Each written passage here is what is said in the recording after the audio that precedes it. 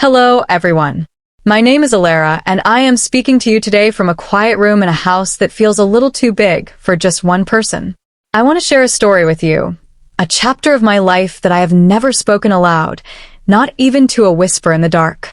It is a memory that clings to me like a second skin, a story that, whenever I pull it from the archives of my mind, brings with it a heavy, suffocating weight that settles deep in my chest. It is a mix of profound love and an aching, unshakable guilt. Hold on just a moment before we continue. If this story is touching something in you, please take a second to like this video and subscribe. It genuinely makes a difference and helps me bring you more stories like this one. I also want to hear from you. Write in the comments. Where are you right now? Are you tucked away in a peaceful village where stars fill the sky, or surrounded by the hum and glow of a city that never sleeps? It is a story I sometimes wish I could scrub from my history to wash away the complexity and the taboo, but life is not a pencil drawing we can simply erase. We are carved from our choices, and this choice defined me. Our story begins years ago, in the lush, isolated countryside of Provence, France. We lived in a chateau that had stood for 3 centuries, a place of limestone walls, lavender fields, and silence. To the outside world, my life looked like a fairy tale. I was 18 at the time, the youngest child of a family that had everything. My parents were titans in their industries. My father, a diplomat constantly flying between Brussels and Geneva, and my mother, a renowned sculptor whose galleries spanned the globe. They were brilliant, successful, and terrifyingly distant. Despite the luxury that surrounded us, the private tutors, the horses, the summers in St. Tropez, I was effectively an orphan with living parents. Their schedules were erratic, their affection scheduled in 15-minute intervals between conference calls. But I never felt the cold sting of loneliness. I never felt abandoned. And that was entirely because of Julian and Adrian. Julian and Adrian were my older brothers, identical twins born 2 years before me. But to call them just brothers feels like a betrayal of the truth. They were my universe. They were the sun and the moon around which my small world revolved. In the absence of our parents, they became my guardians, my teachers, and my best friends. Julian and Adrian were inseparable, mirroring each other in looks, with their sandy blonde hair and piercing blue eyes, but differing just enough in spirit to be distinct. Julian was the bold one, the risk-taker, the one who would climb the highest oak tree just to bring me down a bird's feather. Adrian was the quiet soul, the observer, the one who would read poetry to me when I was sick with the flu. Together, they formed a protective shield around me. The love my parents offered was material. It was a new car, a jewelry box, a credit card with no limit. It was wonderful, I suppose, but it was cold metal and paper. It never felt like the love I received from the twins. Their bond with me was visceral. It was special. They were my protectors in the truest sense. I remember when I was 14, I went through a terrible phase of bullying at my private school. Girls can be cruel, attacking with whispers and giggles that cut deeper than knives. They mocked my clothes, my shyness, my constant shadowing of my brothers. One day, I came home in tears, my spirit broken. My parents were in Tokyo, unreachable. It was Julian and Adrian who found me crying in the garden. They didn't offer empty platitudes. They didn't tell me to toughen up. They simply wiped my face, their expressions hardening into a cold, terrifying resolve. The next day, they drove me to school. They walked me to my class, flanking me like bodyguards. They found the girls responsible during lunch. They didn't yell, and they certainly didn't use violence. They were too sophisticated for that. They simply spoke to them. I never knew what was said, but the color drained from those girls' faces, and they never looked in my direction again. From that day forward, I walked the halls with my head held high, knowing the twins were always watching. They were my heroes. In the evenings, when the sprawling house felt too empty and the silence too loud, we would pile onto the oversized velvet sofa in the library. I always sat in the middle. It was my place. They would wrap their arms around me, resting their chins on my head, joking that I was the queen of the castle, and they were my loyal knights. They swore that their duty in life was to keep me safe, to keep me happy. As the years passed and I blossomed into a young woman, their roles shifted but never waned. When I struggled with my self-image, standing in front of the mirror dissecting my flaws, it was Adrian who would turn me around and tell me I was a masterpiece. It was Julian who helped me choose dresses that made me feel powerful. They drove me to school, helped me with my university applications, and were the last faces I saw before I slept and the first I saw when I woke. I thought this was just what close siblings did. I thought our bond was pure, a shining example of familial loyalty. I didn't see that we were weaving a cocoon so tight that we were cutting off the oxygen from the outside world. That love, which I believed was innocent, would eventually lead us to a precipice. I remember the summer I turned 18 vividly. It was a summer of intense heat. The air in Provence was thick with the scent of dried herbs and pine. We were alone in the chateau for 3 weeks. Our parents were on a diplomatic tour of Asia. We were suspended in time, just the three of us, in our own private kingdom. One afternoon, the heat was particularly oppressive. I had been reading in my room but felt restless, a strange energy humming beneath my skin. I walked out into the hallway, the cool stone floor soothing against my bare feet. I wandered toward the media room, a dark, cool sanctuary with heavy blackout curtains. I found Julian and Adrian there. They were sitting on the large sofa, bathed in the flickering blue light of the television. They were completely absorbed, their posture rigid. I didn't announce myself. I enjoyed sneaking up on them, a remnant of our childhood games. "What are you two so focused on?" I teased, jumping over the back of the sofa to land in the sliver of space between them. They both flinched, startled. "Elara," Julian exclaimed, a nervous laugh escaping him. "You're like a cat," Adrian added, though his voice sounded tight. I made myself comfortable, leaning my head on Adrian's shoulder and resting my legs over Julian's lap. "So, what are we watching?" I looked at the screen and immediately understood the tension. It wasn't an action movie or a comedy. It was an art house romance, known for its explicit and emotionally raw depictions of passion. The scene playing was the climax of the film, a moment of intense, breathless intimacy between the two leads. The air in the room suddenly felt very thin. The sounds from the TV, heavy breathing, the rustle of sheets, the soft moans, filled the silence between us. Usually, we would laugh this off. We would make a joke about how awkward it was. But this time, no one spoke. "Maybe we should change the channel," Julian muttered, reaching for the remote. "No, leave it," I said, a strange boldness taking over me. "I want to see how it ends." I felt their bodies tense up against mine. I was 18, not a child, and the scene was stirring something in me. A curiosity, a heat. I glanced at Adrian. He was staring at the screen, his jaw clenched. I looked at Julian. He was trying to look away, but his eyes kept darting back. I laughed nervously, trying to break the spell. "You guys are such prudes," I teased, reaching for the remote in Julian's hand to turn the volume up, just to mess with them. We started wrestling for the remote, a tangle of limbs and laughter, trying to diffuse the sexual tension of the movie with physical play. I was laughing, trying to pry Julian's fingers open, while Adrian tried to pin my arms down gently. In the chaos, my hand slipped. I lost my balance and braced myself against Julian's hip. But my hand didn't land on his hip bone. It landed lower. My palm brushed against something hard and warm through the fabric of his shorts. I froze. The laughter died instantly. The room went silent, save for the movie playing in the background.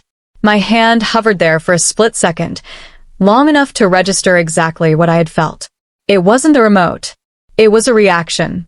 A physical, undeniable reaction. I snatched my hand back as if I had touched a live wire. My heart hammered against my ribs like a trapped bird. I didn't dare look at Julian. I didn't dare look at Adrian, who had gone completely still beside me. I need water," I stammered, my voice barely a squeak. I scrambled off the sofa, my legs feeling like jelly, and practically ran out of the room. I didn't stop at the kitchen. I ran straight to my bedroom and shut the door, leaning against it, gasping for air. I slid down to the floor, burying my face in my hands. The image of the remote, the heat of the room, the feeling under my hand, it all swirled in my mind. Was I crazy? Was I imagining it? Or had my brothers, my protectors, been affected by the movie? And worse, why was I not disgusted? Why was my heart racing with a feeling that felt terrifyingly like excitement? I stayed in my room for hours. The sun began to dip below the horizon, painting the sky in shades of bruised purple and orange.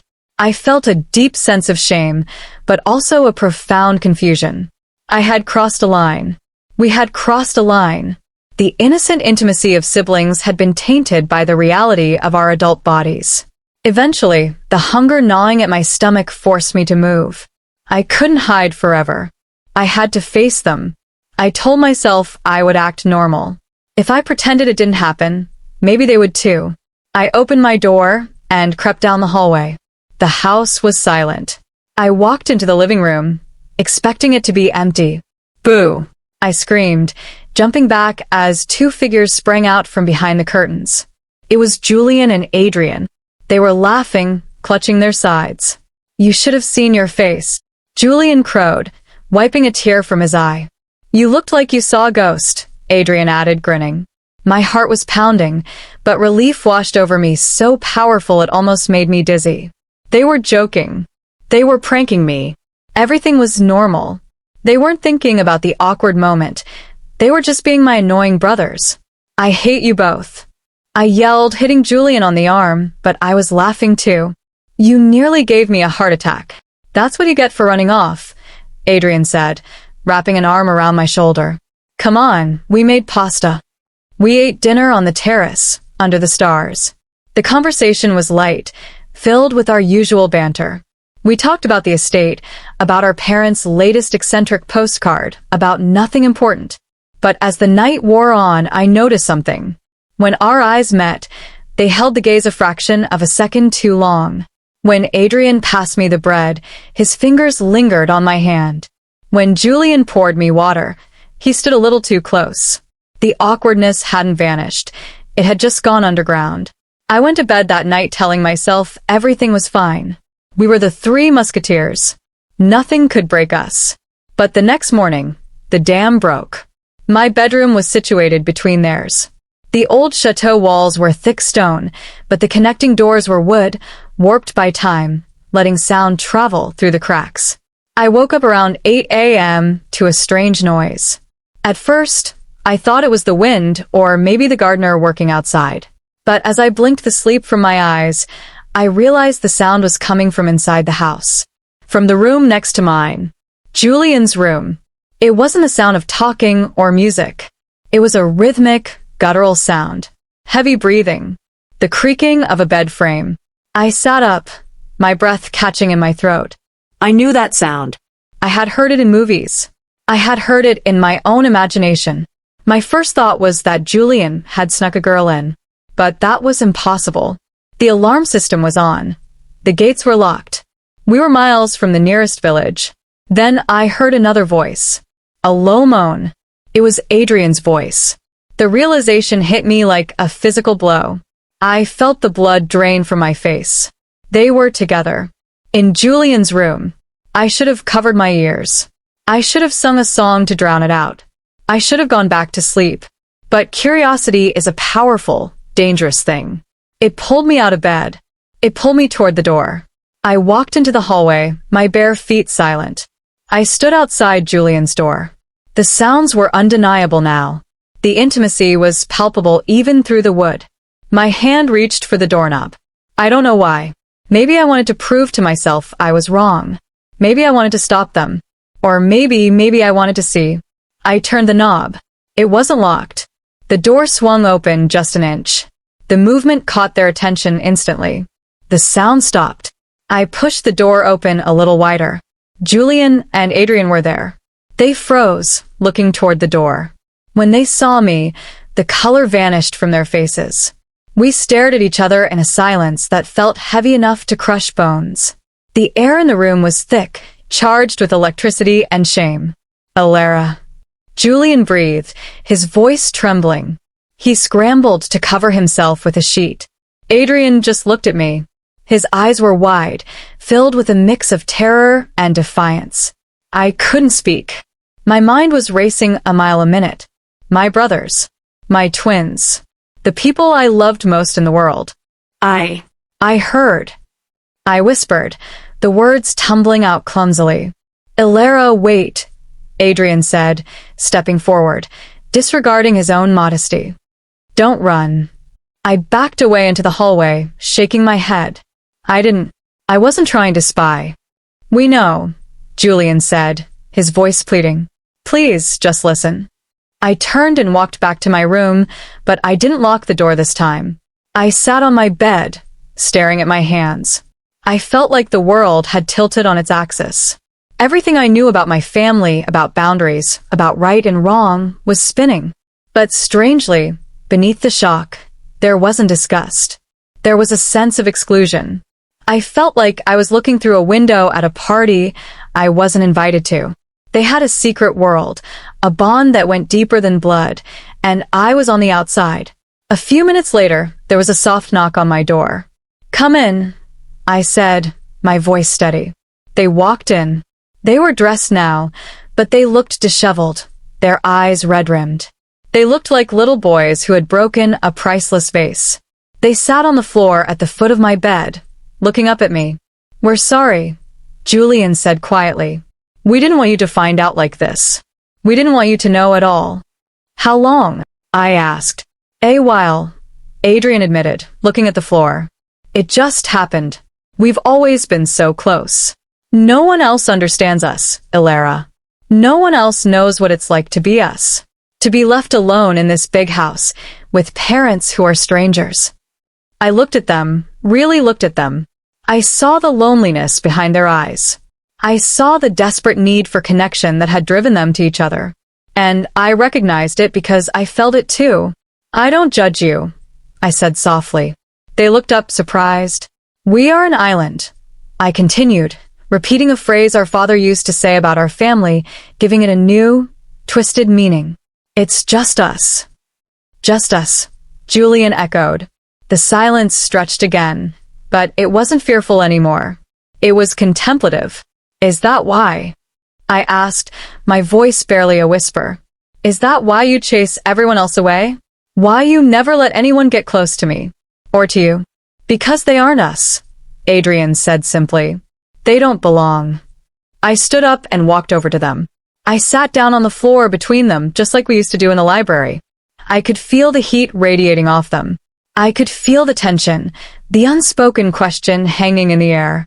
I thought about the movie. I thought about the touch on the sofa. I thought about how much I loved them, and how much I wanted to be part of everything they were. "I don't want to be on the outside anymore," I whispered. Julian turned to look at me, his eyes searching mine. "Ilara, you don't know what you're saying. This isn't something you can undo. Once you cross this line, there is no going back. It changes everything." "Everything has already changed," I replied. "I saw you. I know. And I'm still here."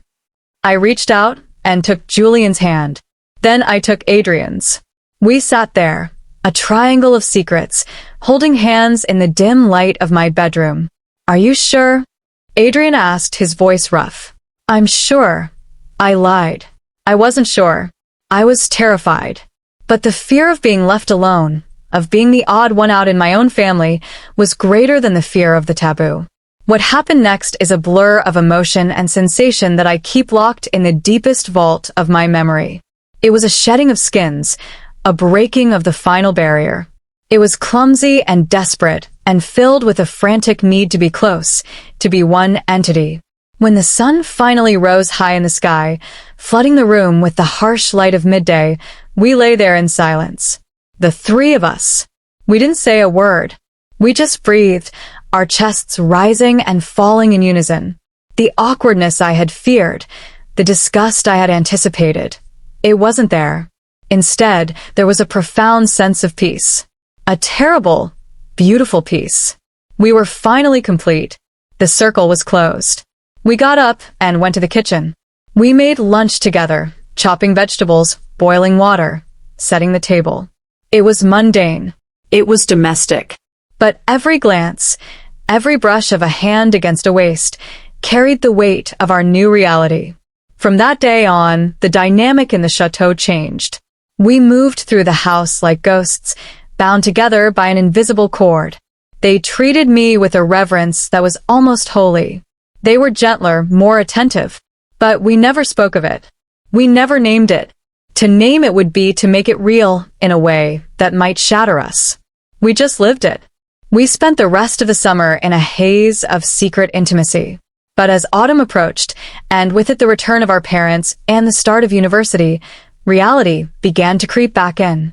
We drifted apart geographically, Julian to London, Adrian to Berlin, and I stayed in Paris. But the bond remained. It remains to this day. I look back on that time now, years later, and I see it with clarity. I see 3 lonely children, abandoned in a golden cage, who turned to each other for the warmth they couldn't find anywhere else. I see how our isolation warped our understanding of love. I don't regret the love I have for my brothers. But I live with the knowledge that we broke the fundamental rules of nature. I live with a secret that ensures I can never truly be known by anyone else. No husband, no partner will ever understand the part of me that belongs to them. My story is a cautionary tale. It is a reminder that boundaries exist for a reason. They protect us from the chaos of our own impulses. Curiosity is a powerful force, but it is a fire that can consume you. We thought we were creating a sanctuary, but we were building a prison of secrets. So, please, cherish the lines that define your relationships. Respect them. Because once you cross them, the path back disappears, and you are left to wander the wilderness you created, forever looking back at the innocence you lost. Thank you for listening to my story. It is a heavy burden to carry, and sharing it, even into the void, lightens the load just a little. If this story made you think, or if you felt the weight of it, please leave a comment below. And don't forget to subscribe. Goodbye for now.